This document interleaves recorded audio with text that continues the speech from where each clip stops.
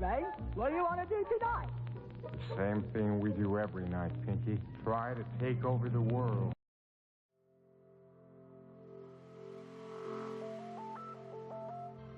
How this book can work miracles in your life. I have seen miracles happen to men and women in all walks of life all over the world. Miracles will happen to you, too, when you begin using the magic power of your subconscious mind. This book is designed to teach you that your habitual thinking and imagery mold, fashion, and create your destiny. For as a man thinketh in his subconscious mind, so is he. Do you know the answers? Why is one man sad and another man happy? Why is one man joyous and prosperous and another man poor and miserable?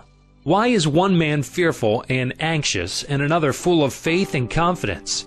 Why does one man have a beautiful, luxurious home while another man lives out a meager existence in a slum?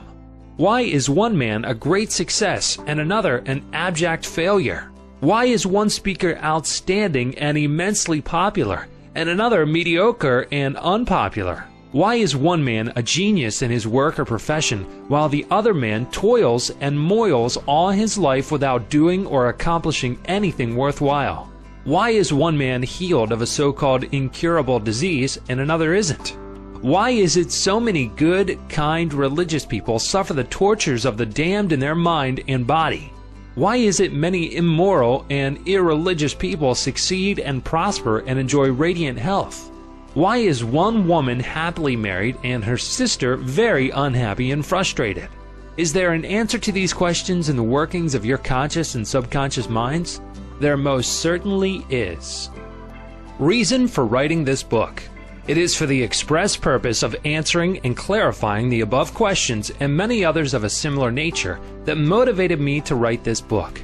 I have endeavored to explain the great fundamental truths of your mind in the simplest language possible.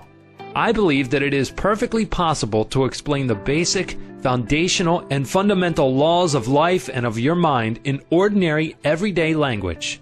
You will find that the language of this book is that used in your daily papers, current periodicals, in your business offices, in your home, and in the daily workshop. I urge you to study this book and apply the techniques outlined therein. And as you do, I feel absolutely convinced that you will lay hold of a miracle working power that will lift you up from confusion, misery, melancholy, and failure, and guide you to your true place, solve your difficulties, sever you from emotional and physical bondage, and place you on the royal road to freedom, happiness, and peace of mind.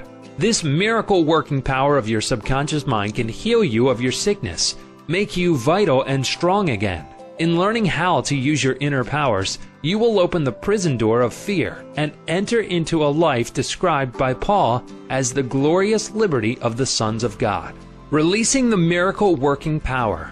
A personal healing will ever be the most convincing evidence of our subconscious powers. Over 42 years ago, I resolved a malignancy.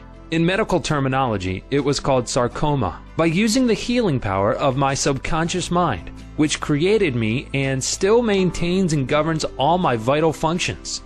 The technique I applied is elaborated on in this book, and I feel sure that it will help others to trust the same infinite healing presence lodged in the subconscious depths of all men. Through the kindly offices of my doctor friend, I suddenly realized that it was natural to assume that the creative intelligence which made all my organs, fashioned my body, and started my heart could heal its own handiwork. The ancient proverb says, "The doctor dresses the wound and God heals it." Wonders happen when you pray effectively. Scientific prayer is the harmonious interaction of the conscious and subconscious levels of mind scientifically directed for a specific purpose. This book will teach you the scientific way to tap the realm of infinite power within you, enabling you to get what you really want in life. You desire a happier, fuller, and richer life. Begin to use this miracle working power and smooth your way in daily affairs, solve business problems, and bring harmony in family relationships. Be sure that you read this book several times. The many chapters will show you how this wonderful power works, and how you can draw out the hidden inspiration and wisdom that is within you. Learn the simple techniques of impressing the subconscious mind. Follow the new scientific way in tapping the infinite storehouse. Read this book carefully, earnestly, and lovingly. Prove to yourself the amazing way it can help you. It could be, and I believe it will be, the turning point of your life. Everybody prays. Do you know how to pray effectively? How long is it since you prayed as part of your everyday activities? In an emergency, in time of danger or trouble, in illness, and when death lurks, prayers pour forth, your own and friends. Just read any daily newspaper. It is reported that prayers are being offered up all over the nation for a child stricken with a so-called incurable ailment, for peace among nations, for a group of miners trapped in a flooded mine. Later, it is reported that when rescued, the miners said that they prayed while waiting for rescue. An airplane pilot says that he prayed as he made a successful emergency landing. Certainly, prayer is an ever-present help in time of trouble. But you do not have to wait for trouble to make prayer an integral and constructive part of your life. The dramatic answers to prayer make headlines and are the subject of testimonies to the effectiveness of prayer. What of the many humble prayers of children? The simple thanksgiving of grace at the table daily? The faithful devotions wherein the individual seeks only communion with God? My work with people has made it necessary for me to study the various approaches to prayer. I have experienced the power of prayer in my own life, and I have talked and worked with many people who also have enjoyed the help of prayer. The problem usually is how to tell others how to pray. People who are in trouble have difficulty in thinking and acting reasonably. They need an easy formula to follow, an obvious working pattern that is simple and specific. Often they must be led to approach the emergency. Unique feature of this book. The unique feature of this book is its down-to-earth practicality. Here you are presented with simple, usable techniques and formulas which you can easily apply in your workaday world. I have taught these simple processes to men and women all over the world, and recently over 1,000 men and women of all religious affiliations attended a special class in Los Angeles where I presented the highlights of what is offered in the pages of this book. Many came from distances of 200 miles for each class lesson. The special features of this book will appeal to you because they show you why oftentimes you get the opposite of what you prayed for and reveal to you the reasons why. People have asked me in all parts of the world and thousands of times, why is it I have prayed and got no answer? In this book, you will find the reasons for this common complaint. The many ways of impressing the subconscious mind and getting the right answers make this an extraordinarily valuable book and an ever-present help in time of trouble. What do you believe? It is not the thing believed in that which brings an answer to man's prayer. The answer to prayer results when the individual's subconscious mind responds to the mental picture or thought in his mind. This law of belief is operating in all religions of the world, and is the reason why they are psychologically true. The Buddhist, the Christian, the Muslim, and the Hebrew all may get answers to their prayers, not because of the particular creed, religion, affiliation, ritual, ceremony, formula, liturgy, incantation, sacrifices, or offerings, but solely because of belief or mental acceptance and receptivity about that for which they pray. The law of life is the law of belief, and belief could be summed up briefly as a thought in your mind. As a man thinks, feels, and believes, so is the condition of his mind, body, and circumstances. A technique, a methodology based on an understanding of what you are doing and why you are doing it will help you bring about a subconscious embodiment of all the good things of life. Essentially, answered prayer is the realization of your heart's desire. Desire is prayer. Everyone desires health, happiness, security, peace of mind, true expression, but many fail to achieve clearly defined results. A university professor admitted to me recently, I know that if I changed my mental pattern and redirected my emotional life, my ulcers would not recur. But I do not have any technique, process, or modus operandi. My mind wanders back and forth on my many problems, and I feel frustrated, defeated, and unhappy. This professor had a desire for perfect health. He needed knowledge of the way his mind worked, which would enable him to fulfill his desire. By practicing the healing methods outlined in this book, he became whole and perfect. There is one mind common to all individual men. Emerson. The miracle working powers of your subconscious mind existed before you and I were born, before any church or world existed. The great eternal truths and principles of life antedate all religions. It is with these thoughts in mind that I urge you in the following chapters to lay hold of this wonderful, magical, transforming power, which will bind up mental and physical wounds, proclaim liberty to the fear-ridden mind, and liberate you completely from the limitations of poverty, failure, misery, lack, and frustration. All you have to do is unite mentally and emotionally with the good you wish to embody, and the creative powers of your subconscious mind will respond accordingly. Begin now today. Let wonders happen in your life. Keep on, keeping on until the day breaks and the shadows flee away. Chapter 1. The Treasure House Within You. Infinite riches are all around you if you will open your mental eyes and behold the treasure house of infinity within you. There is a gold mine within you from which you can extract everything you need to live life gloriously, joyously, and abundantly. Many are sound asleep because they do not know about this gold mine of infinite intelligence and boundless love within themselves. Whatever you want, you can draw forth. A magnetized piece of steel will lift about 12 times its own weight. And if you demagnetize this same piece of metal, it will not even lift a feather. Similarly, there are two types of men. There is the magnetized man who is full of confidence and faith. He knows that he is born to win and to succeed. Then there's the type of man who is demagnetized. He is full of fears and doubts. Opportunities come and he says, I might fail. I might lose my money. People will laugh at me. This type of man will not get very far in life because if he is afraid to go forward, he will simply stay where he is. Become a magnetized man and discover the master secret of the ages. The master secret of the ages.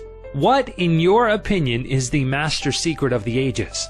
The secret of atomic energy, thermonuclear energy, the neutron bomb, interplanetary travel? No, not any of these. Then what is the master secret? Where can one find it and how can it be contacted and brought into action? The answer is extraordinarily simple. This secret is the marvelous, miracle-working power found in your own subconscious mind. The last place that most people would seek it. The marvelous power of your subconscious.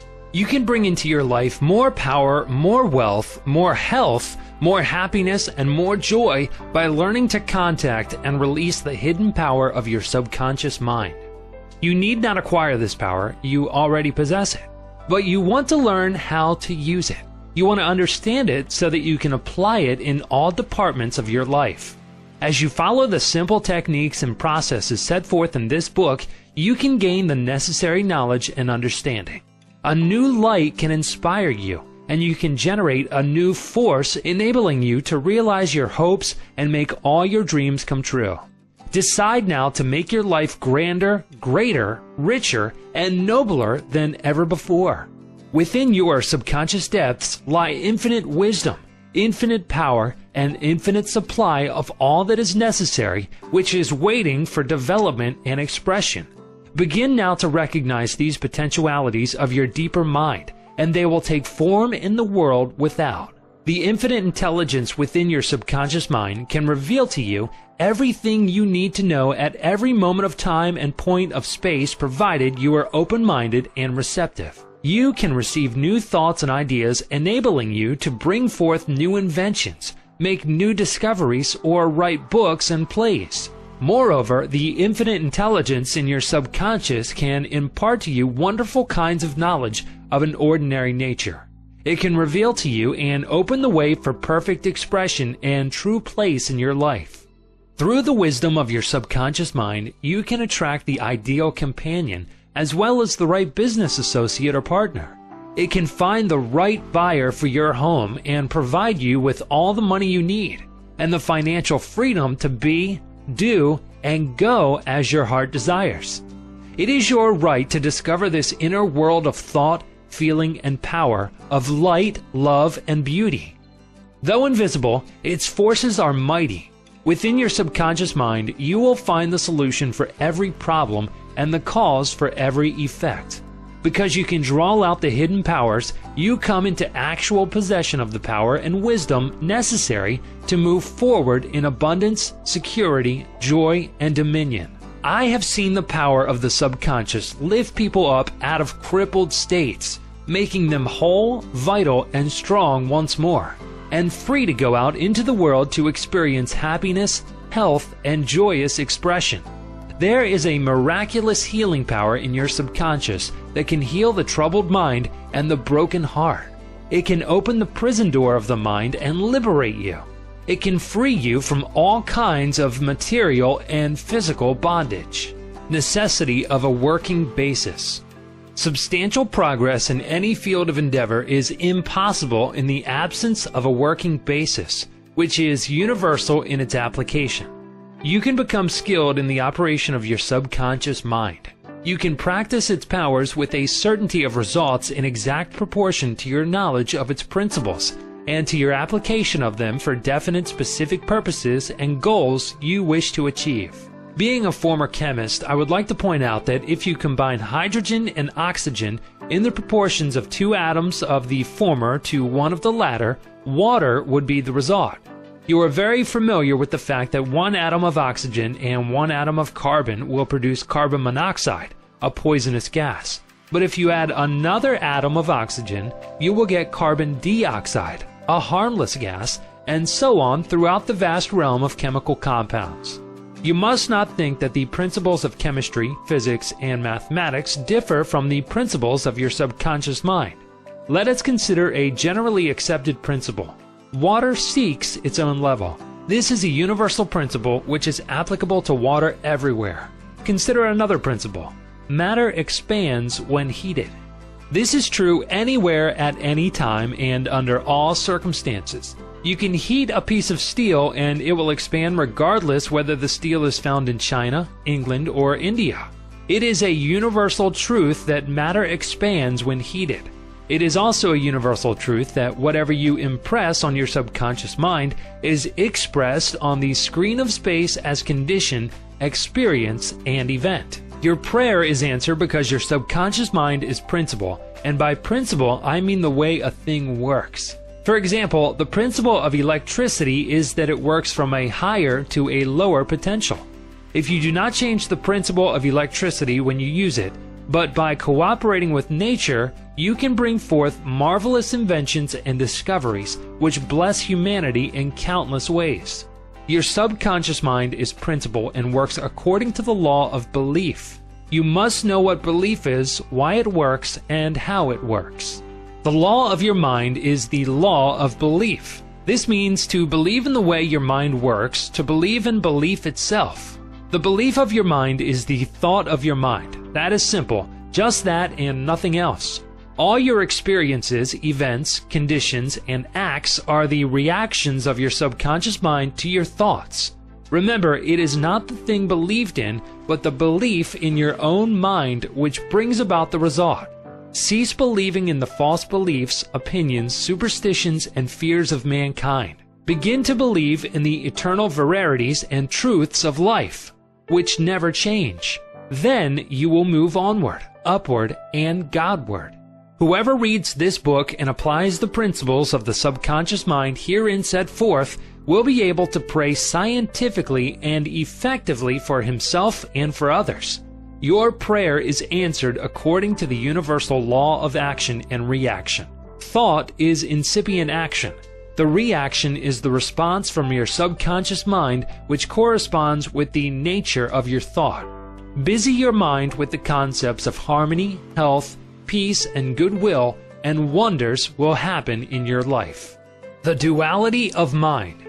You have only one mind, but your mind possesses 2 distinctive characteristics. The line of demarcation between the two is well known to all thinking men and women today. The 2 functions of your mind are essentially unlike.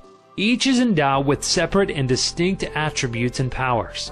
The nomenclature generally used to distinguish the two functions of your mind is as follows: the objective and subjective mind, the conscious and subconscious mind, the waking and sleeping mind, the surface self and the deep self, the voluntary mind and the involuntary mind, the male and the female, and many other terms.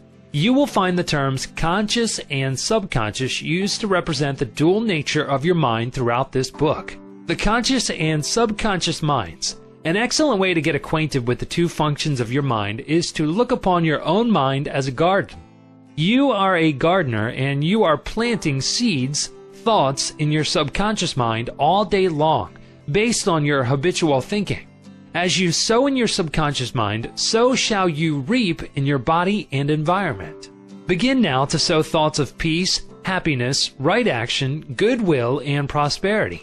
Think quietly and with interest on these qualities and accept them fully in your conscious, reasoning mind. Continue to plant these wonderful seeds, thoughts, in your garden of your mind, and you will reap a glorious harvest. Your subconscious mind may be likened to the soil, which will grow all kinds of seeds, good or bad. Do men gather grapes of thorns or figs of thistles?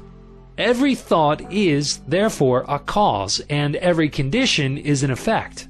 For this reason, it is essential that you take charge of your thoughts so as to bring forth only desirable conditions.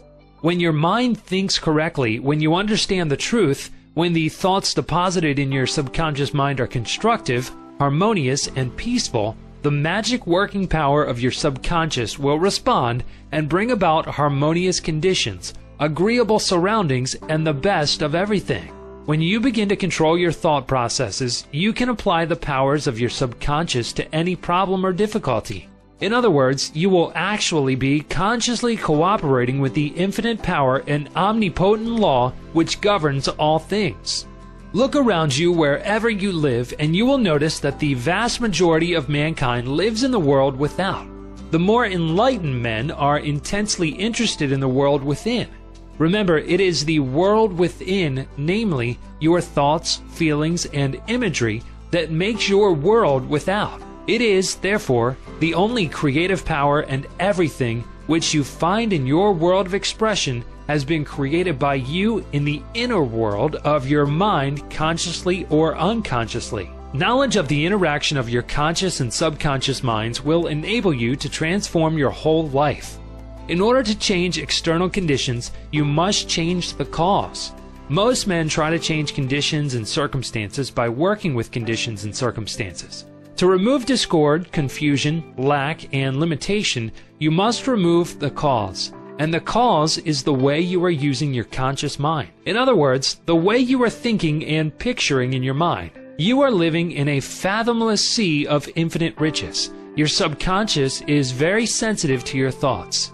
Your thoughts form the mold or matrix through which the infinite intelligence, wisdom, vital forces, and energies of your subconscious flow. The practical application of the laws of your mind as illustrated in each chapter of this book will cause you to experience abundance for poverty, wisdom for superstition and ignorance, peace for pain, joy for sadness, light for darkness, harmony for discord, faith and confidence for fear, success for failure, and freedom from the law of averages. Certainly there can be no more wonderful blessing than these from a mental, emotional, and material standpoint. Most of the great scientists, artists, poets, singers, writers, and inventors have a deep understanding of the workings of the conscious and subconscious minds. One time Caruso, the great operatic tenor, was struck with stage fright. He said his throat was paralyzed due to spasms caused by intense fear, which constricted the muscles of his throat. Perspiration poured copiously down his face. He was ashamed because in a few minutes he had to go out on the stage, yet he was shaking with fear and trepidation.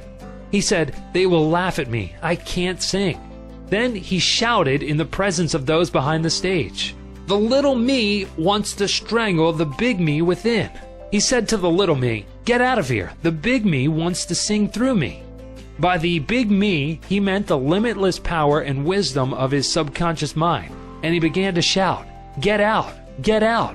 The big me is going to sing." His subconscious mind responded, releasing the vital forces within him. When the call came, he walked out on the stage and sang gloriously and majestically, enthralling the audience. It is obvious to you now that Caruso must have understood the two levels of the mind, the conscious or rational and the subconscious or irrational level. Your subconscious mind is reactive and responds to the nature of your thoughts. When your conscious mind, the little me, is full of fear, worry, and anxiety, the negative emotions engendered in your subconscious mind, the big me, are released and flood the conscious mind with a sense of panic, foreboding, and despair. When this happens, you can, like Caruso, speak affirmatively and with a deep sense of authority to the irrational emotions generated in your deeper mind as follows. Be still. Be quiet. I am in control. You must obey me. You are subject to my command. You cannot intrude where you do not belong. It is fascinating and intensely interesting to observe how you can speak authoritatively and with conviction to the irrational movement of your deeper self, bringing silence, harmony, and peace to your mind. The subconscious is subject to the conscious mind, and that is why it is called subconscious or subjective. Outstanding differences and modes of operation. You will perceive the main differences by the following illustrations. The conscious mind is like the navigator or a captain at the bridge of a ship. He directs the ship and signals orders to men in the engine room, who in turn control all the boilers, instruments, gauges, etc. The men in the engine room do not know where they are going. They follow orders. They would go on the rocks if the man on the bridge issued faulty or wrong instructions based on his findings with the compass, sextant, or other instruments. The men in the engine room obey him because he is in charge and issues orders, which are automatically obeyed. Members of the crew do not talk back to the captain. They simply carry out orders. The captain is the master of his ship, and his decrees are carried out. Likewise, your conscious mind is the captain and the master of your ship, which represents your body, environment, and all your affairs. Your subconscious mind takes the orders you give it based upon what your conscious mind believes and accepts as true. When you repeatedly say to people, "I can't afford it," then your subconscious mind takes you at your word and sees to it that you will not be in a position to purchase what you want. As long as you persist in saying, "I can't afford that car, that trip to Europe, that home, that fur coat or ermine wrap," you can rest assured that your subconscious mind will follow your orders, and you will go through life experiencing the lack of all these things. Last Christmas Eve, a beautiful young university student looked at an attractive and rather expensive traveling bag in a store window. She was going home to Buffalo, New York for the holidays. She was about to say, "I can't afford that bag," when she recalled something she had heard at one of my lectures, which was, never finish a negative statement. Reverse it immediately and wonders will happen in your life. She said, "That bag is mine. It is for sale. I accept it mentally and my subconscious sees to it that I receive it." At 8 o'clock Christmas Eve, her fiancé presented her with a bag exactly the same as the one she had looked at and mentally identified herself with at 10 o'clock the same morning. She had filled her mind with the thought of expectancy and released the whole thing to her deeper mind, which has the know-how of accomplishment. This young girl, a student of the University of Southern California, said to me, "I didn't have the money to buy that bag, but now I know where to find money and all the things I need, and that is in the treasure house of eternity within me." Another simple illustration is this. When you say, "I do not like mushrooms," and the occasion subsequently comes that you are served mushrooms in sauces or salads, you will get indigestion because your subconscious mind says to you, the boss, your conscious mind, does not like mushrooms. This is an amusing example of the outstanding differences and modes of operation of your conscious and subconscious minds. A woman may say, "I wake up at 3 o'clock if I drink coffee at night." Whenever she drinks coffee, her subconscious mind nudges her as if to say, "The boss wants you to stay awake tonight."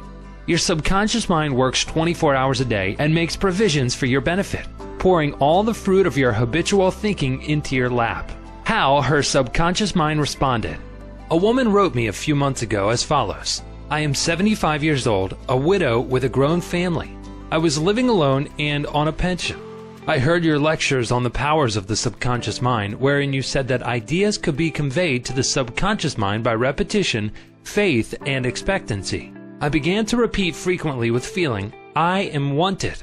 I am happily married to a kind, loving, and spiritual-minded man. I am secure. I kept on doing this many times a day for about 2 weeks, and one day at the corner drugstore, I was introduced to a retired pharmacist. I found him to be kind, understanding, and very religious. He was a perfect answer to my prayer. Within a week, he proposed to me, and now we are on our honeymoon in Europe. I know that the intelligence within my subconscious mind brought both of us together in divine order. This woman discovered that the treasure house was within her. Her prayer was felt as true in her heart, and her affirmation sank down by osmosis into her subconscious mind, which is the creative medium. The moment she succeeded in bringing about a subjective embodiment, her subconscious mind brought about the answer through the law of attraction. Her deeper mind, full of wisdom and intelligence, brought both of them together in divine order. Be sure that you think on whatsoever things are true, whatsoever things are honest, whatsoever things are just, whatsoever things are pure, whatsoever things are lovely, whatsoever things are of good report, if there be any virtue, and if there be any praise, think on these things. Chapter 2. How your own mind works. You have a mind, and you should learn how to use it. There are 2 levels of your mind, the conscious or rational level, and the subconscious or irrational level. You think with your conscious mind, and whatever you habitually think sinks down into your subconscious mind, which creates according to the nature of your thoughts. Your subconscious mind is the seat of your emotions and is the creative mind. If you think good, good will follow. If you think evil, evil will follow. This is the way your mind works. The main point to remember is once the subconscious mind accepts an idea, it begins to execute it. It is an interesting and subtle truth that the law of the subconscious mind works for good and bad ideas alike. This law, when applied in a negative way, is the cause of failure, frustration, and unhappiness. However, when your habitual thinking is harmonious and constructive, you experience perfect health, success, and prosperity. Peace of mind and a healthy body are inevitable when you begin to think and feel in the right way. Whatever you claim mentally and feel as true, your subconscious mind will accept and bring forth into your experience. The only thing necessary for you to do is to get your subconscious mind to accept your idea, and the law of your own subconscious mind will bring forth the health, peace, or the position you desire. You give the command or decree, and your subconscious will faithfully reproduce the idea impressed upon it. The law of your mind is this. You will get a reaction or response from your subconscious mind according to the nature of the thought or idea you hold in your conscious mind. Psychologists and psychiatrists point out that when thoughts are conveyed to your subconscious mind, impressions are made in the brain cells. As soon as your subconscious accepts any idea, it proceeds to put it into effect immediately. It works by association of ideas and uses every bit of knowledge that you have gathered in your lifetime to bring about its purpose. It draws on the infinite power, energy, and wisdom within you. It lines up all the laws of nature to get its way. Sometimes it seems to bring about an immediate solution to your difficulties, but at other times it takes days, weeks, or longer. Its ways are past finding out. Conscious and subconscious terms differentiated. You must remember that these are not 2 minds. They are merely 2 spheres of activity within one mind. Your conscious mind is the reasoning mind.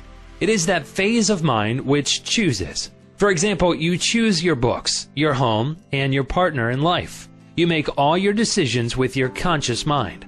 On the other hand, without any conscious choice on your part, your heart is kept functioning automatically, and the process of digestion, circulation, and breathing are carried on by your subconscious mind through processes independent of your conscious control. Your subconscious mind accepts what is impressed upon it or what you consciously believe. It does not reason things out like your conscious mind, and it does not argue with you controversially. Your subconscious mind is like the soil, which accepts any kind of seed, good or bad. Your thoughts are active and might be likened unto seeds. Negative, destructive thoughts continue to work negatively in your subconscious mind, and in due time will come forth into outer experience which corresponds with them. Remember, your subconscious mind does not engage in proving whether your thoughts are good or bad, true or false, but it responds according to the nature of your thoughts or suggestions.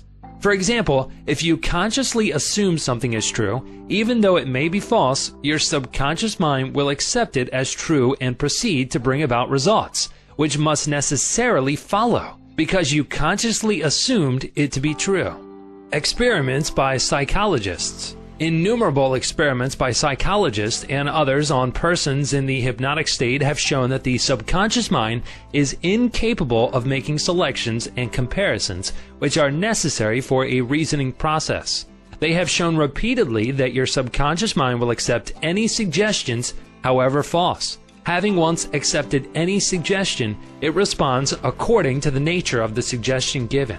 To illustrate the amenability of your subconscious mind to suggestion, if a practiced hypnotist suggests to one of his subjects that he is Napoleon Bonaparte, or even a cat or a dog, he will act out the part with imitable accuracy. His personality becomes changed for the time being.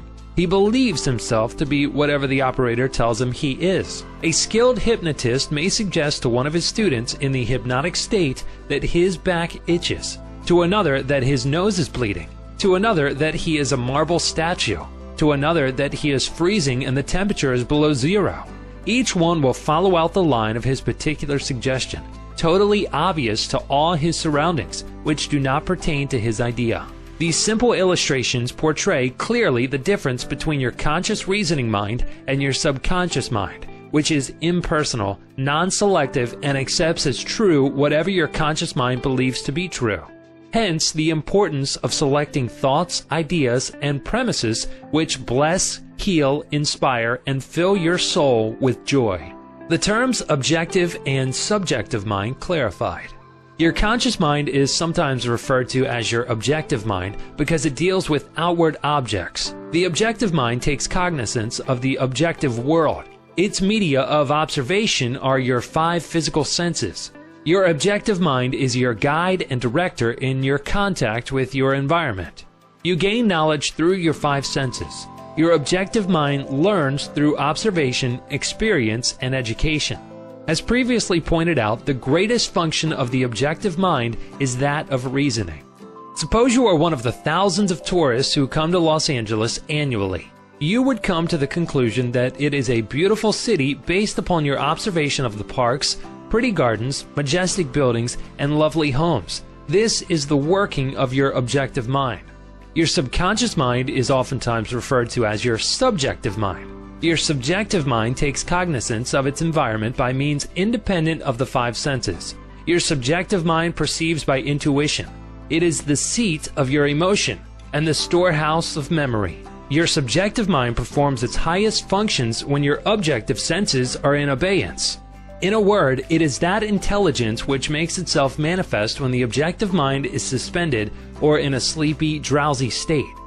Your subjective mind sees without the use of the natural organs of vision. It has the capacity of clairvoyance and clairaudience. Your subjective mind can leave your body, travel to distant lands, and bring back information oftentimes of the most exact and truthful character. Through your subjective mind, you can read the thoughts of others, read the contents of sealed envelopes, and close safes. Your subjective mind has the ability to apprehend the thoughts of others without the use of the ordinary objective means of communication. It is of the greatest importance that we understand the interaction of the objective and subjective mind in order to learn the true art of prayer. The subconscious cannot reason like your conscious mind. Your conscious mind cannot argue controversially. Hence, if you give it wrong suggestions, it will accept them as true and will proceed to bring them to pass as conditions, experiences, and events. All things that have happened to you are based on thoughts impressed on your subconscious mind through belief. If you have conveyed erroneous concepts to your subconscious mind, the sure method of overcoming them is by the repetition of constructive, harmonious thoughts frequently repeated which your subconscious mind accepts, thus forming new and healthy habits of thought and life, for your subconscious mind is the seat of habit.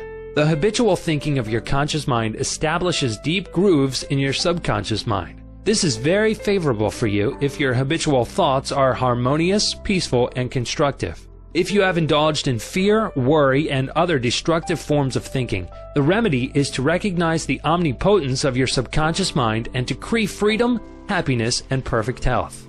Your subconscious mind, being creative and one with your divine source, will proceed to create the freedom and happiness which you have earnestly decreed.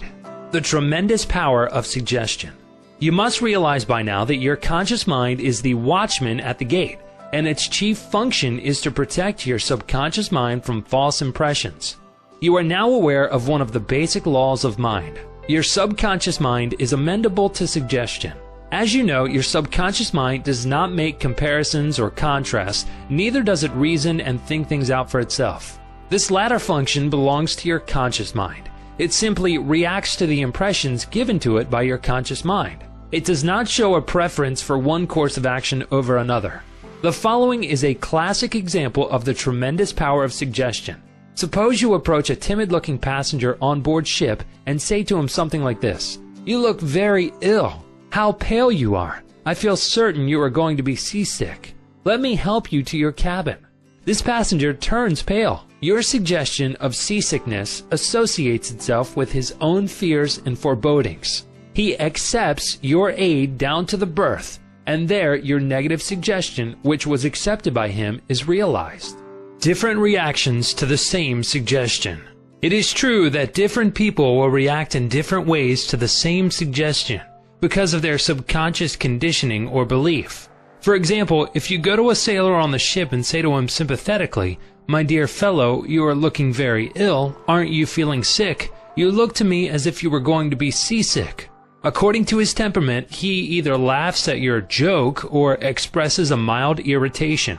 Your suggestion fell on deaf ears in this instance, because your suggestion of seasickness was associated in his mind with his own immunity from it.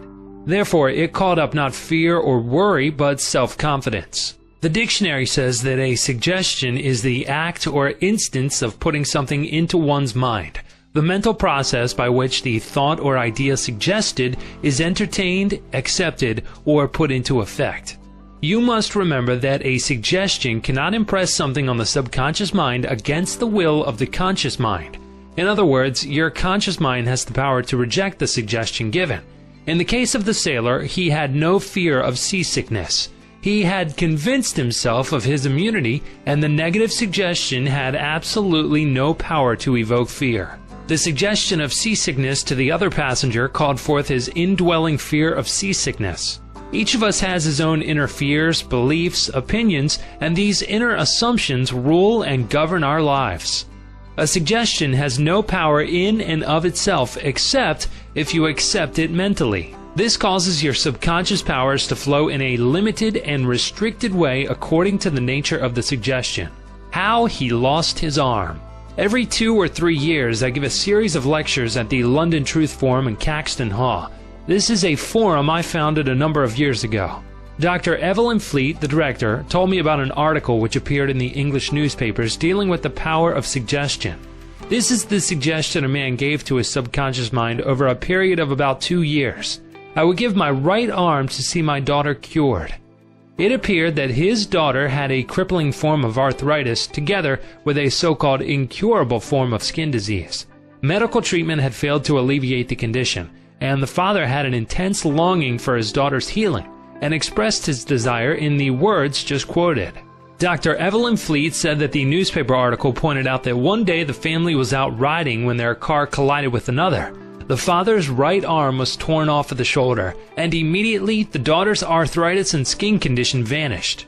You must make certain to give your subconscious only suggestions which heal, bless, elevate, and inspire you in all your ways. Remember that your subconscious mind cannot take a joke. It takes you at your word. How autosuggestion banishes fear. Illustrations of autosuggestion. Autosuggestion means suggesting something definite and specific to oneself.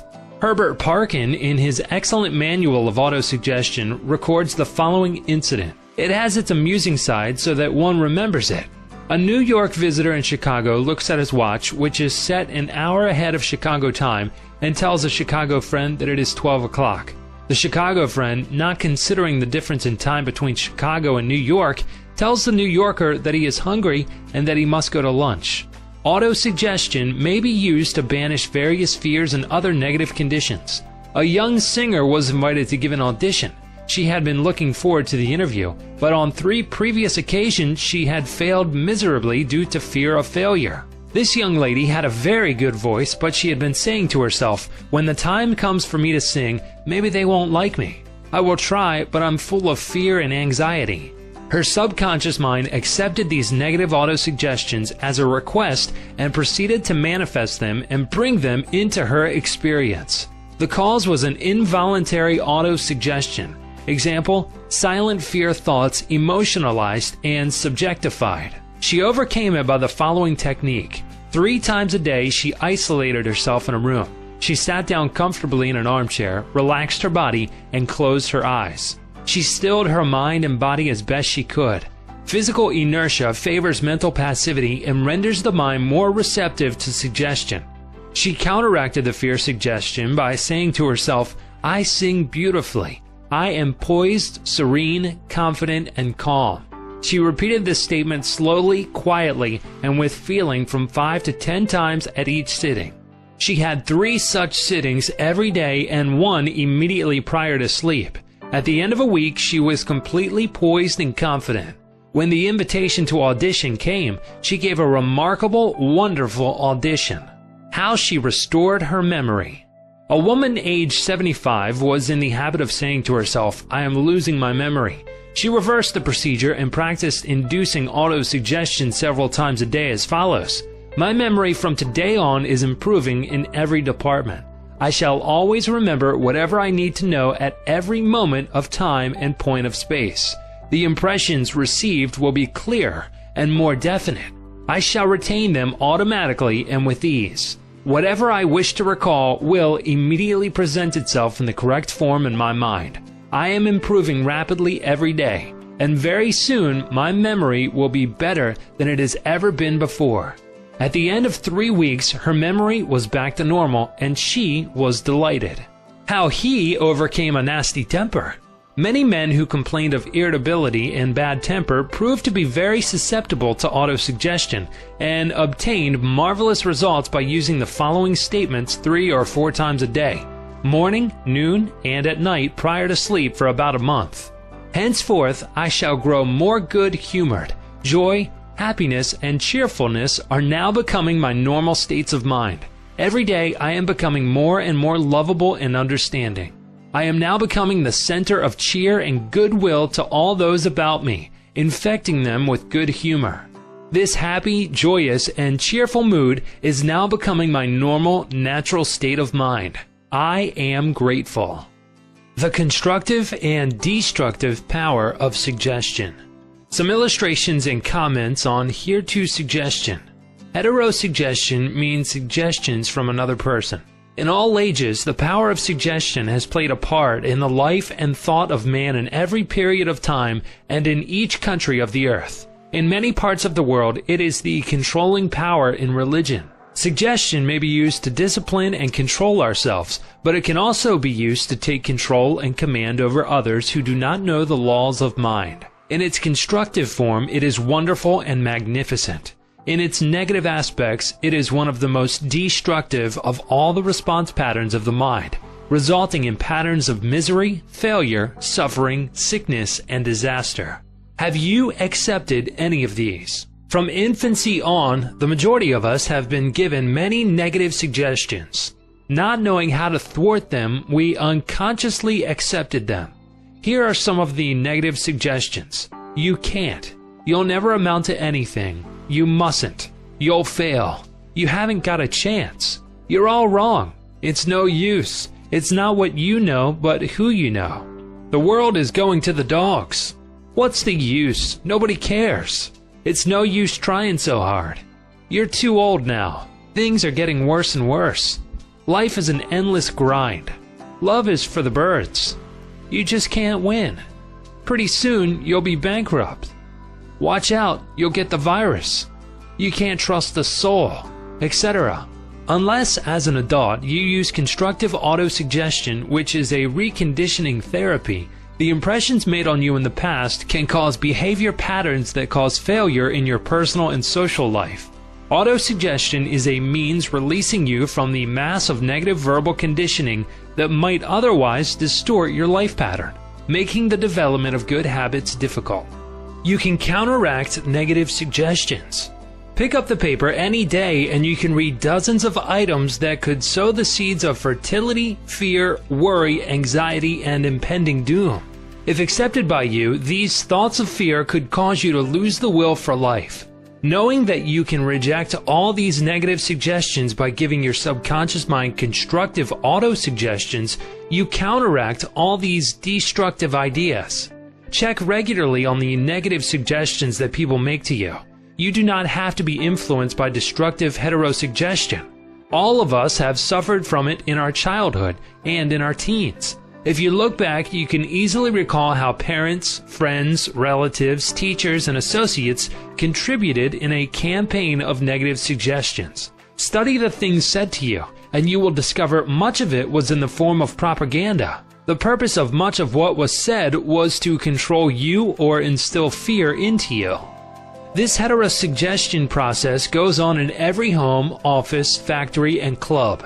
You will find that many of these suggestions are for the purpose of making you think, feel, and act as others want you to, and in ways that are to their advantage. How suggestion killed a man. Here's an illustration of heterosuggestion. A relative of mine went to a crystal gazer in India who told him that he had a bad heart and predicted that he would die at the next new moon. He began to tell all members of his family about this prediction, and he arranged his will. This powerful suggestion entered into his subconscious mind because he accepted it completely. My relative also told me that this crystal gazer was believed to have some strange occult powers, and he could do harm or good to a person. He died as predicted, not knowing that he was the cause of his own death. I suppose many of us have heard similar stupid, ridiculous, superstitious stories. Let us look at what happened in the light of our knowledge of the way the subconscious mind works. Whatever the conscious, reasoning mind of man believes, the subconscious mind will accept and act upon. My relative was happy, healthy, vigorous, and robust when he went to see the fortune teller. She gave him a very negative suggestion, which he accepted. He became terrified and constantly dwelt upon the fact that he was going to die at the next new moon. He proceeded to tell everyone about it, and he prepared for the end. The activity took place in his own mind, and his own thought was the cause. He brought about his own so-called death, or rather destruction of the physical body, by his fear and expectation of the end. The woman who predicted his death had no more power than the stones and sticks in the field. Her suggestion had no power to create or bring about the end she suggested. If he had known the laws of his mind, he would have completely rejected the negative suggestion and refused to give her words any attention, knowing in his heart that he was governed and controlled by his own thought and feeling. Like tin arrows aimed at the battleship, her prophecy could have been completely neutralized and dissipated without hurting him. The suggestions of others in themselves have absolutely no power whatever over you except the power that you give them through your own thoughts. You have to give your mental consent. You have to entertain the thought. Then it becomes your thought, and you do the thinking. Remember, you have the capacity to choose. Choose life, choose love, choose health. The power of an assumed major premise. Your mind works like a syllogism. This means that whatever major premise your conscious mind assumes to be true determines the conclusion your subconscious mind comes to in regard to any particular question or problem in your mind. If your premise is true, the conclusion must be true, as in the following example. Every virtue is laudable. Kindness is a virtue. Therefore, kindness is laudable. Another example is as follows. All formed things change and pass away. The pyramids of Egypt are formed things. Therefore, someday the pyramids will pass away. The first statement is referred to as the major premise, and the right conclusion must necessarily follow the right premise. A college professor who attended some of my Science of Mind lectures in May of 1962 at Town Hall, New York, said to me, "Everything in my life is topsy-turvy, and I have lost health, wealth, and friends. Everything I touch turns out wrong." I explained to him that he should establish a major premise in his thinking, that the infinite intelligence of his subconscious mind was guiding, directing, and prospering him spiritually, mentally, and materially. Then his subconscious mind would automatically direct him wisely in his investments, decisions, and also heal his body and restore his mind to peace and tranquility. This professor formulated an overall picture of the way he wanted his life to be, and this was his major premise. Infinite intelligence leads and guides me in all my ways. Perfect health is mine, and the law of harmony operates in my mind and body. Beauty, love, peace, and abundance are mine. The principle of right action and divine order govern my entire life. I know my major premise is based on the eternal truths of life, and I know, feel, and believe that my subconscious mind responds according to the nature of my conscious mind thinking. He wrote me as follows. I repeated the above statements slowly, quietly, and lovingly several times a day, knowing that they were sinking deep down into my subconscious mind and that results must follow. I am deeply grateful for the interview you gave me, and I would like to add that all my departments of my life are changing for the better. It works. The subconscious does not argue controversially. Your subconscious mind is all-wise and knows the answers to all questions. It does not argue with you or talk back to you. It does not say, "You must not impress me with that." For example, when you say, "I can't do this," "I am too old now," "I can't meet this obligation," "I was born on the wrong side of the tracks," "I don't know the right politician," you are impregnating your subconscious with these negative thoughts, and it responds accordingly. You are actually blocking your own good, thereby bringing lack, limitation, and frustration into your life. When you set up obstacles, impediments, and delays in your conscious mind, you are denying the wisdom and intelligence resident in your subconscious mind. You are actually saying in effect that your subconscious mind cannot solve your problem. This leads to mental and emotional congestion, followed by sickness and neurotic tendencies. To realize your desire and overcome your frustration, affirm boldly several times a day, "The infinite intelligence which gave me this desire leads, guides, and reveals to me the perfect plan for the unfolding of my desire. I know the deeper wisdom of my subconscious is now responding, and what I feel and claim within is expressed in the without. There is a balance, equilibrium, and equanimity. If you say, 'There is no way out, I am lost, there is no way out of this dilemma, I am stymied and blocked,' you will get no answer or response from your subconscious mind. If you want the subconscious to work for you, give it the right request and attain its cooperation. It is always working for you. It is controlling your heartbeat this minute and also your breathing. It heals a cut on your finger, and its tendency is lifeward, forever seeking to take care of you and preserve you. Your subconscious has a mind of its own, but it accepts your patterns of thought and imagery. When you are seeking an answer to a problem, your subconscious will respond, but it expects you to come to a decision and to a true judgment in your conscious mind. You must acknowledge the answer is in your subconscious mind. However, if you say, "I don't think there is any way out, I am all mixed up and confused, why don't I get an answer?" you are neutralizing your prayer. Like the soldier marking time, you do not get anywhere. Still the wheels of your mind. Relax, let go, and quietly affirm, "My subconscious knows the answer. It is responding to me now.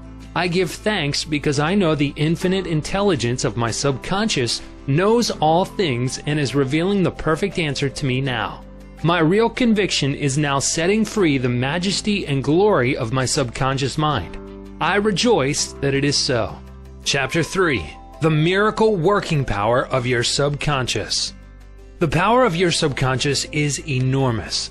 It inspires you, it guides you, and it reveals to you names, facts, and scenes from the storehouse of memory. Your subconscious started your heartbeat, controls the circulation of your blood, and regulates your digestion, assimilation, and elimination. When you eat a piece of bread, your subconscious mind transmutes it into tissue, muscle, bone, and blood.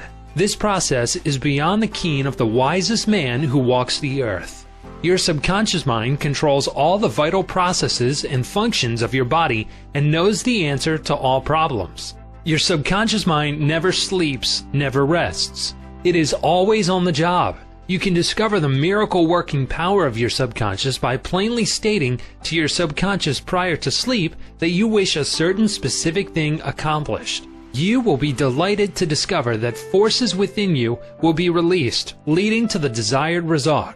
Here, then, is a source of power and wisdom which places you in touch with omnipotence, or the power that moves the world, guides the planets in their course, and causes the sun to shine. Your subconscious mind is the source of your ideals, aspirations, and altruistic urges. It was through the subconscious mind that Shakespeare perceived great truths hidden from the average man of his day.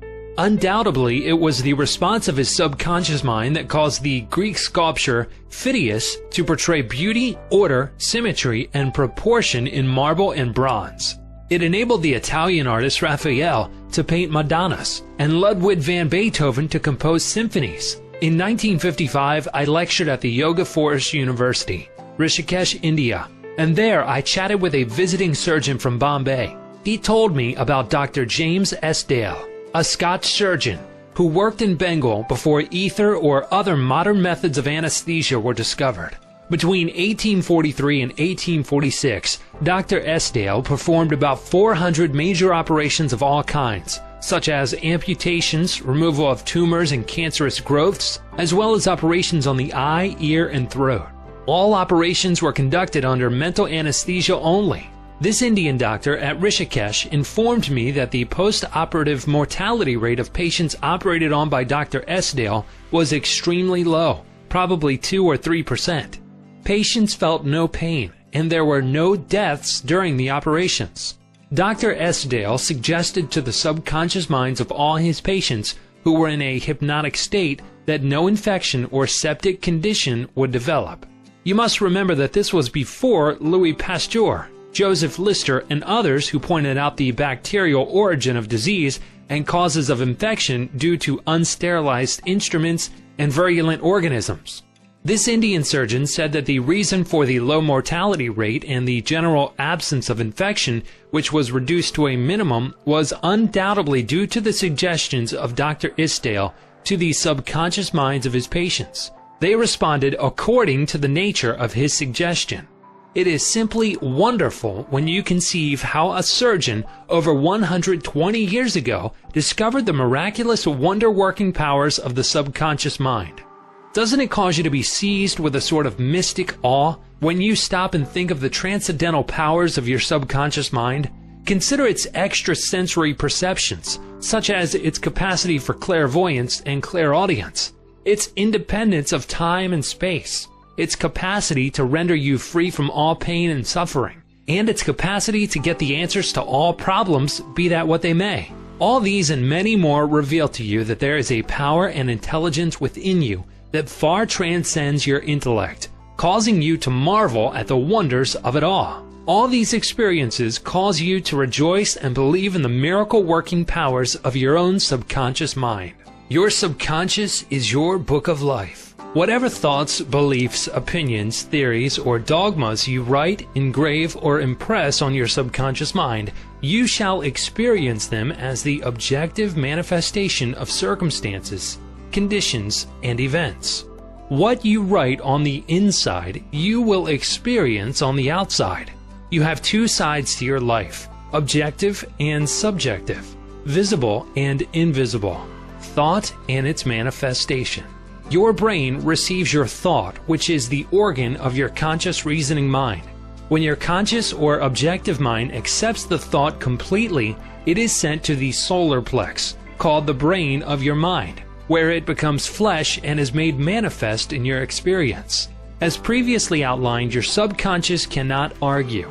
It acts only from what you write on it. It accepts your verdict or the conclusions of your conscious mind as final. This is why you are always writing on the book of life, because your thoughts become your experiences. The American essayist Ralph Waldo Emerson said, "Man is what he thinks all day long. What is impressed in the subconscious is expressed." William James, the father of American psychology, said that the power to move the world is in your subconscious mind. Your subconscious mind is one with infinite intelligence and boundless wisdom. It is fed by hidden springs and is called the law of life. Whatever you impress upon your subconscious mind, the latter will move heaven and earth to bring it to pass. You must, therefore, impress it with right ideas and constructive thoughts. The reason there is so much chaos and misery in the world is because people do not understand the interaction of their conscious and subconscious minds.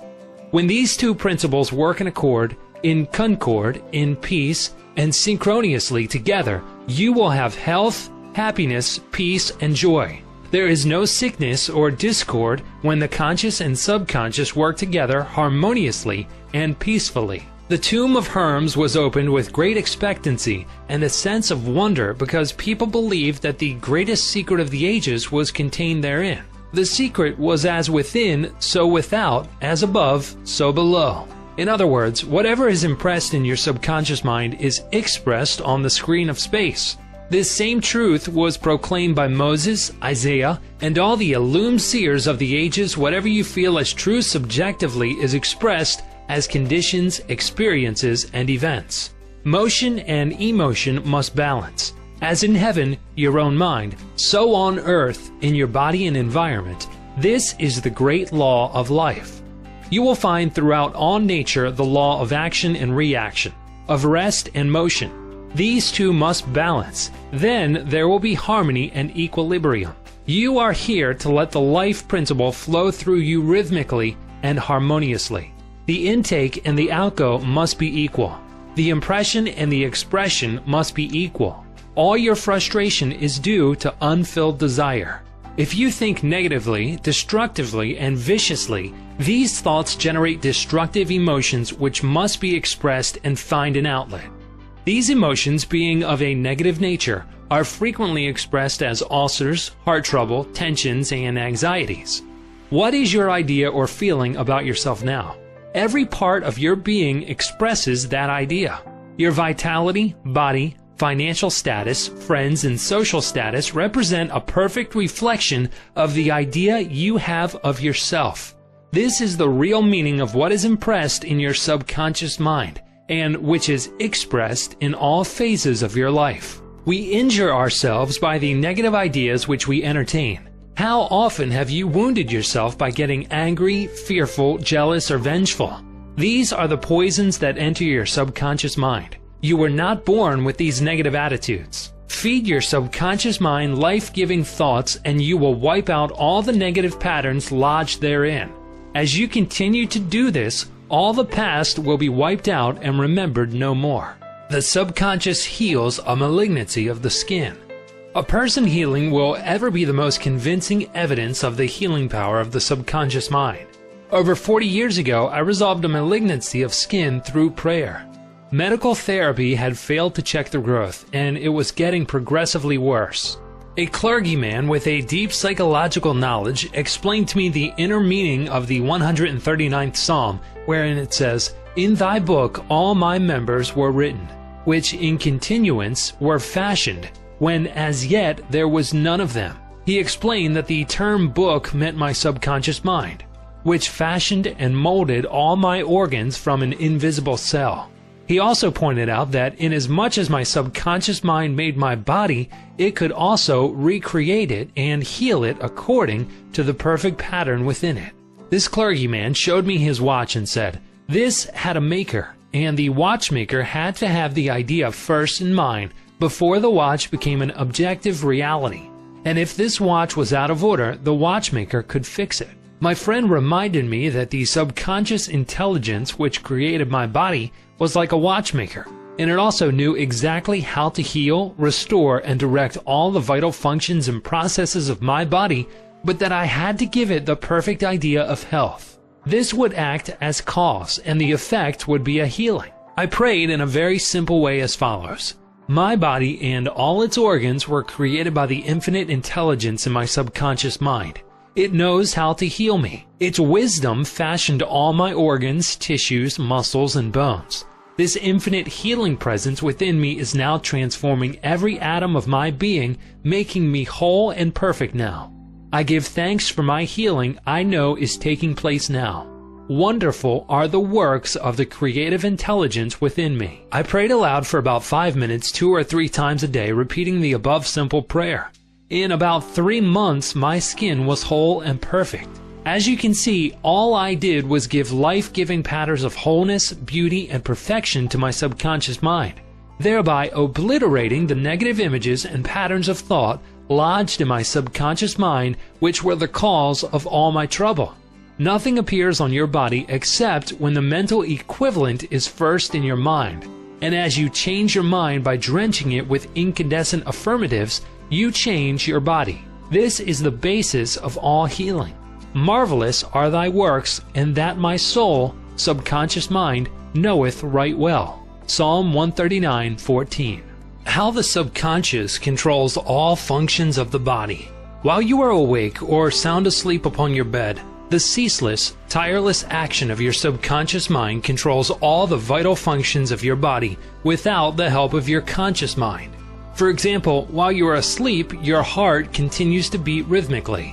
Your lungs do not rest, and the process of inhalation and exhalation, whereby your blood absorbs fresh air, goes on just the same as when you are awake. Your subconscious controls your digestive processes and your glandular secretions, as well as all the other mysterious operations of your body. The hair on your face continues to grow whether you are asleep or awake. Scientists tell us that the skin secretes much more perspiration during sleep than during the waking hours. Your eyes, ears, and other senses are active during sleep. For instance, many of our great scientists have received answers to perplexing problems while they were asleep. They saw the answers in a dream. Oftentimes, your conscious mind interferes with the normal rhythm of the heart, lungs, and functioning of the stomach and intestines by worry, anxiety, fear, and depression. These patterns of thought interfere with the harmonious functioning of your subconscious mind. When mentally disturbed, the best procedure is to let go, relax, and still the wheels of your thought processes. Speak to your subconscious mind, telling it to take over in peace, harmony, and divine order. You will find that all the functions of your body will become normal again. Be sure to speak to your subconscious mind with authority and conviction, and it will conform to your command. Your subconscious seeks to preserve your life and restore you to health at all costs. It causes you to love your children, which also illustrates an instinctive desire to preserve all life.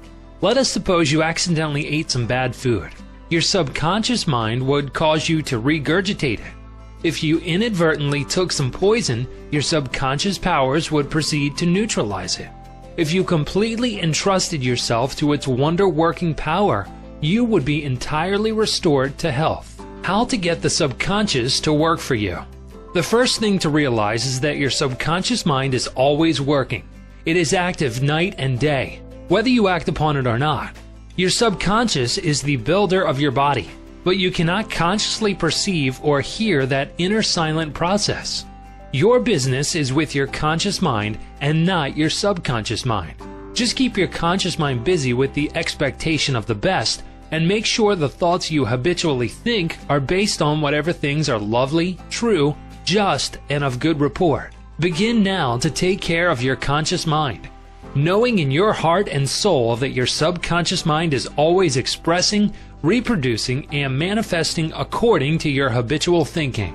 Remember, just as water takes the shape of the pipe it flows through, the life principle in you flows through you according to the nature of your thoughts.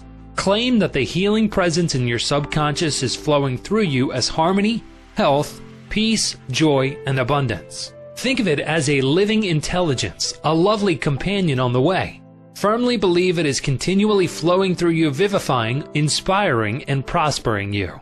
It will respond exactly this way. It is done unto you as you believe. Healing principle of the subconscious restores atrophied optic nerves. There is the well-known, duly authenticated case of Madame Bayer of France, recorded in the archives of the medical department of Lourdes, France. She was blind, the optic nerves were atrophied and useless. She visited Lourdes and had what she termed a miraculous healing. Ruth Cranston, a Protestant young lady who investigated and wrote about healings at Lourdes in McCall's magazine, November 1955, writes about Madame Bayer as follows. At Lourdes, she regained her sight incredibly, with the optic nerves still lifeless and useless, as several doctors could testify after repeated examinations. A month later, upon re-examination, it was found that the seeing mechanism had been restored to normal. But at first, so far as medical examination could tell, she was seeing with dead eyes. I have visited Lourdes several times where I, too, witnessed some healings. And of course, as we shall explain in the next chapter, there is no doubt that healings take place at many shrines throughout the world, Christian and non-Christian. The waters of the shrine did not heal Madame Bayer, to whom we just referred, but by her own subconscious mind which responded to her belief. The healing principle within her subconscious mind responded to the nature of her thought. Belief is a thought in the subconscious mind. It means to accept something as true. The thought accepted executes itself automatically. Undoubtedly, Madame Bayer went to the shrine with expectancy and great faith, knowing in her heart she would receive a healing. Her subconscious mind responded accordingly, releasing the ever-present healing forces. The subconscious mind, which created the eye, can certainly bring a dead nerve back to life. What the creative principle created, it can recreate. According to your belief is it done unto you. How to convey the idea of perfect health to your subconscious mind. A Protestant minister I knew in Johannesburg, South Africa, told me the method he used to convey the idea of perfect health to his subconscious mind. He had cancer of the lung. His technique, as given to me in his own handwriting, is exactly as follows. Several times a day, I would make certain that I was completely relaxed mentally and physically. I relaxed my body by speaking to it as follows. My feet are relaxed, my ankles are relaxed, my legs are relaxed, my abdominal muscles are relaxed, my heart and lungs are relaxed, my head is relaxed, my whole being is completely relaxed. After about 5 minutes, I would be in a sleepy, drowsy state, and then I affirm the following truth. The perfection of God is now being expressed through me. The idea of perfect health is now filling my subconscious mind. The image God has of me is a perfect image, and my subconscious mind recreates my body in perfect accordance with the perfect image held in the mind of God. This minister had a remarkable healing. This is a simple, easy way of conveying the idea of perfect health to your subconscious mind. Another wonderful way to convey the idea of health to your subconscious is through disciplined or scientific imagination. I told a man who was suffering from functional paralysis to make a vivid picture of himself walking around in his office, touching the desk, answering the telephone, and doing all the things he ordinarily would do if he were healed. I explained to him that this idea and mental picture of perfect health would be accepted by his subconscious mind. He lived the role and actually felt himself back in the office. He knew that he was giving his subconscious mind something definite to work upon. His subconscious mind was the film upon which the picture was impressed. One day, after several weeks of frequent conditioning of the mind with this mental picture, the telephone rang by prearrangement and kept ringing while his wife and nurse were out. The telephone was about 12 feet away, but nevertheless he managed to answer it. He was healed at that hour. The healing power of his subconscious mind responded to his mental imagery, and a healing followed. This man had a mental block which prevented impulses from the brain reaching his legs. Therefore, he said he could not walk. When he shifted his attention to the healing power within him, the power flowed through his focused attention, enabling him to walk. Whatsoever ye shall ask in prayer, believing, ye shall receive. Chapter 4. Mental Healings in Ancient Times. Down through the ages, men of all nations have somehow instinctively believed that somewhere there resided a healing power which could restore to normal the functions and sensations of man's body. They believed that this strange power could be invoked under certain conditions, and that the alleviation of human suffering would follow. The history of all nations presents testimony in support of this belief. In the early history of the world, the power of secretly influencing men for good or evil, including the healing of the sick, was said to be possessed by the priests and holy men of all nations. Healing of the sick was supposed to be a power derived directly by them from God, and the procedures and processes of healing varied throughout the world. The healing processes took the form of supplications to God attended by various ceremonies, such as the laying on of hands, incantations, the application of amulets, talismans, rings, relics, and images. For example, in the religions of antiquity, priests in the ancient temples gave drugs to the patient and practiced hypnotic suggestions prior to the patient's sleep, telling him that the gods would visit him in his sleep and heal him.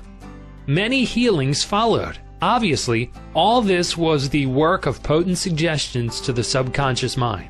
After the performance of certain mysterious rites, the devotees of Hecate would see the goddess during sleep, provided that before going to sleep they had prayed to her according to weird and fantastic instructions. They were told to mix lizards with resin, frankincense, and myrrh, and pound all this together in the open air under the crescent moon. Healings were reported in many cases following this grotesque procedure. It is obvious that these strange procedures, as mentioned in the illustrations given, favored suggestion and acceptance by the subconscious mind of these people by making a powerful appeal to their imagination. Actually, in all these healings, the subconscious mind of the subject was the healer. In all ages, unofficial healers have obtained remarkable results in cases where authorized medical skill has failed. This gives cause for thought. How do these healers in all parts of the world effect their cures? The answer to all these healings is due to the blind belief of the sick person, which released the healing power resident in his subconscious mind. Many of the remedies and methods employed were rather strange and fantastic, which fired the imagination of the patients, causing an aroused emotional state. This state of mind facilitated the suggestion of health and was accepted both by the conscious and subconscious mind of the sick. This will be elaborated on further in the next chapter. Biblical accounts of the use of the subconscious powers. What things soever ye desire, when ye pray, believe that ye receive them, and ye shall have them. Note the difference in tenses. The inspired writer tells us to believe and accept as true the fact that our desire has already been accomplished and fulfilled, that it is already completed, and that its realization will follow as a thing in the future. The success of this technique depends on the confident conviction that the thought, the idea, the picture is already a fact in mind. In order for anything to have substance in the realm of mind, it must be thought of as actually existing there. Here, in a few cryptic words, is a concise and specific direction for making use of the creative power of thought by impressing upon the subconscious the particular thing which you desire. Your thought, idea, plan, or purpose is as real on its own plane as your hand or your heart. In following the biblical technique, you completely eliminate from your mind all consideration of conditions, circumstances, or anything which might imply adverse contingencies. You are planting a seed, a concept, in the mind which, if you leave it undisturbed, will infallibly germinate into external fruition. The prime condition is faith. Over and over again you read in the Bible, according to your faith is it done unto you. If you plant certain types of seeds in the ground, you have faith they will grow after their kind. This is the way of seeds, and trusting the laws of growth and agriculture, you know that these seeds will come forth after their kind. Faith, as mentioned in the Bible, is a way of thinking, an attitude of mind, an inner certitude, knowing that the idea you fully accept in your conscious mind will be embodied in your subconscious mind and made manifest. Faith is, in a sense, accepting as true what your reason and senses deny. For example, a shutting out of the little, rational, analytical, conscious mind and embracing an attitude of complete reliance on the inner power of your subconscious mind. Miracles at various shrines throughout the world. It is an established fact that cures have taken place at various shrines throughout the world, such as in Japan, India, Europe, and America. I have visited several of the famous shrines in Japan. At the world-famous shrine called Daibutsu is a gigantic divinity of bronze where Buddha is seated with folding hands, and the head is inclined in an attitude of profound contemplative ecstasy. It is 42 feet in height and is called the Great Buddha. Here I saw young and old making offerings at its feet. Money, fruit, rice, and oranges were offered. Candles were lit, incense was burned, and prayers of petition recited. The guide explained the chant of a young girl as she murmured a prayer, bowed low, and placed 2 oranges as an offering. She also lit a candle. He said she had lost her voice and it was restored at the shrine. She was thanking Buddha for restoring her voice. She had the simple faith that Buddha would give her back her singing voice if she followed a certain ritual, fasted, and made certain offerings. All this helped to kindle faith and expectancy, resulting in a conditioning of her mind to the point of belief. Her subconscious mind responded to her belief. To illustrate further the power of imagination and blind belief, I will relate the case of a relative of mine who had tuberculosis. His lungs were badly diseased. His son decided to heal his father. He came home to Perth, Western Australia, where his father lived, and said to him that he had met a monk who had returned from one of the healing shrines in Europe. This monk sold him a piece of the true cross. He said that he gave the monk the equivalent of $500 for it. This young man had actually picked up a splinter of wood from the sidewalk, went to the jeweler's, and had it set in a ring so that it looked real. He told his father that just touching the ring or the cross healed many. He inflamed and fired his father's imagination to the point that the old gentleman snatched the ring from him, placed it over his chest, prayed silently, and went to sleep. In the morning, he was healed. All the clinic's tests proved negative. You know, of course, it was not the splinter of wood from the sidewalk that healed him. It was his imagination aroused to an intense degree, plus the confident expectancy of a perfect healing. Imagination was joined to faith or subjective feeling, and the union of the two brought about a healing. The father never learned of the trick that had played upon him. If he had, he probably would have had a relapse. He remained completely cured and passed away 15 years later at the age of 89. One universal healing principle. It is a well-known fact that all of the various schools of healing effect cures of the most wonderful character. The most obvious conclusion, which strikes your mind, is that there must be some underlying principle which is common to them all, namely the subconscious mind, and the one process of healing is faith. It will now be in order to recall to your mind once more the following fundamental truths. First, that you must possess mental functions which have been distinguished by designating one of the conscious mind and the other the subconscious mind. Secondly, your subconscious mind is constantly amenable to the power of suggestion. Furthermore, your subconscious mind has complete control of the functions, conditions, and sensations of your body. I venture to believe that all the readers of this book are familiar with the fact that symptoms of almost any disease can be induced in hypnotic subjects by suggestion. For example, a subject in the hypnotic state can develop a high temperature, flushed face, or chills according to the nature of the suggestion given. By experiment, you can suggest to the person that he is paralyzed and cannot walk. It will be so. By illustration, you can hold a cup of cold water under the nose of the hypnotic subject and tell him, "This is full of pepper, smell it." He will proceed to sneeze. What do you think caused him to sneeze? The water or the suggestion? If a man says he is allergic to Timothy grass, you can place a synthetic flower or an empty glass in front of his nose when he is in a hypnotic state and tell him it is Timothy grass. He will portray the usual allergic symptoms. This indicates that the cause of the disease is in the mind. The healing of the disease can also take place mentally. You realize that remarkable healings take place through osteopathy, chiropractic medicine, and naturopathy, as well as through all the various religious bodies throughout the world. But it is obvious that all of these healings are brought about through the subconscious mind, the only healer there is. Notice how it heals a cut on your face caused by shaving. It knows exactly how to do it.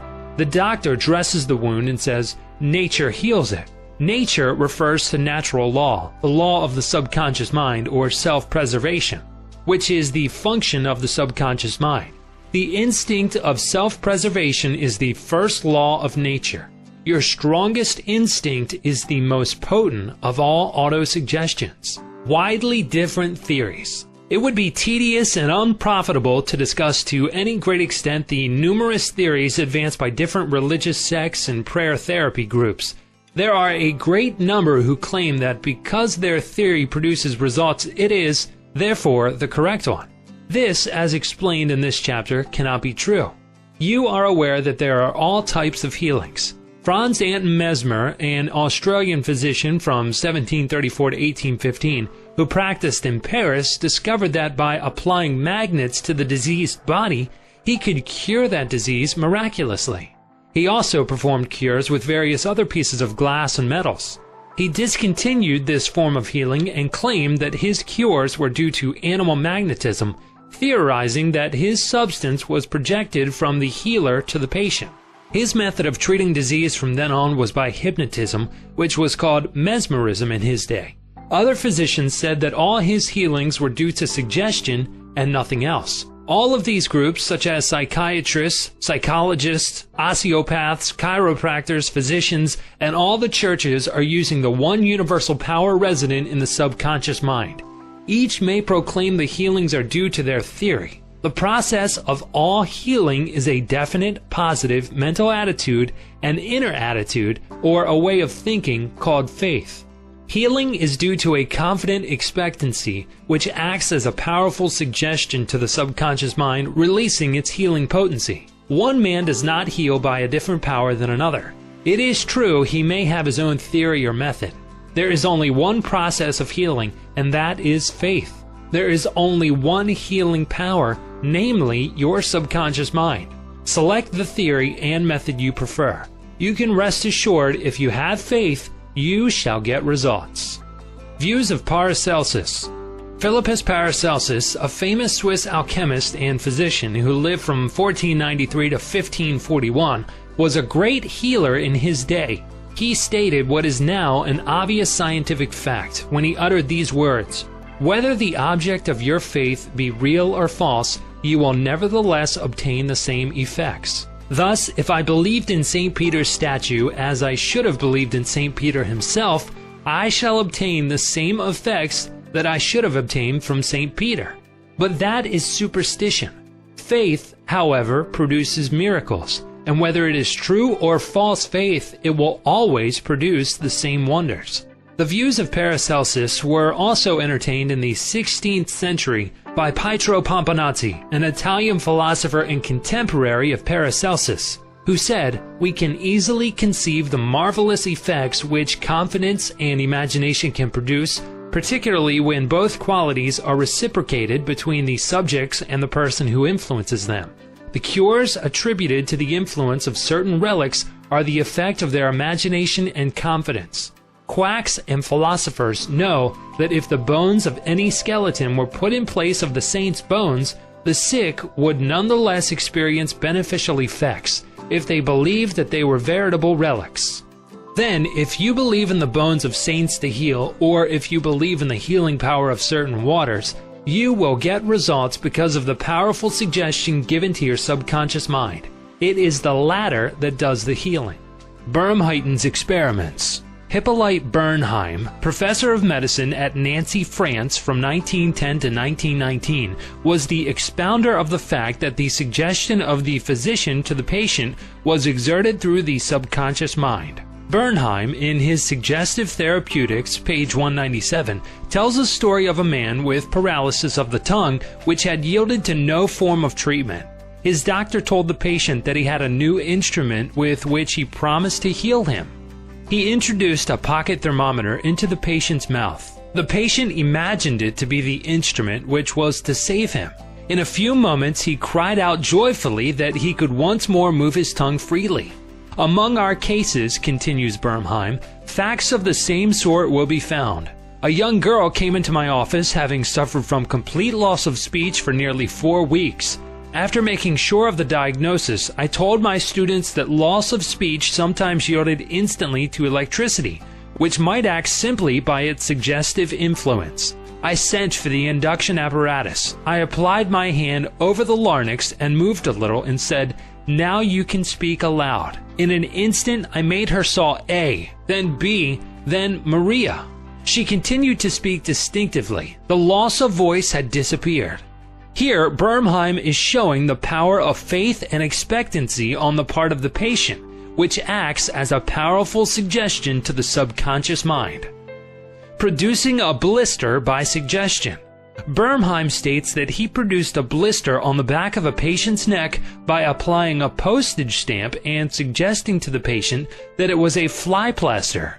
This has been confirmed by the experiments and experiences of many doctors in many parts of the world, which leave no doubt that structural change are a possible result of oral suggestion to patients. The cause of bloody stigmata. In Hudson's Law of Psychic Phenomena, page 153, he states, hemorrhages and bloody stigmata are induced in certain subjects by means of suggestion. Dr. M. Baru put a subject into the somnambulistic condition and gave him the following suggestion. At 4 o'clock this afternoon, after the hypnosis, you will come into my office, sit down in the armchair, cross your arms upon your breast, and your nose will begin to bleed. At the hour appointed, the young man did as directed. Several drops of blood came from the left nostril. On another occasion, the same investigator traced the patient's name on both his forearms with the dull point of an instrument. Then, when the patient was in the somnambulistic condition, he said, at 4 o'clock this afternoon, you will go to sleep and your arms will bleed along the lines which I have traced, and your name will appear written on your arms in letters of blood. He was watched at 4 o'clock and seen to fall asleep. On the left arm, the letters stood out in bright relief, and in several places there were drops of blood. The letters were still visible 3 months afterward, although they had gradually grown faint. These facts demonstrate at once the correctness of the two fundamental propositions previously stated, namely the constant amenability of the subconscious mind to the power of suggestion and the perfect control which the subconscious mind exercises over the functions, sensations, and conditions of the body. All the foregoing phenomena dramatize vividly abnormal conditions induced by suggestion, and are conclusive proof that as a man thinketh in his heart, subconscious mind, so is he.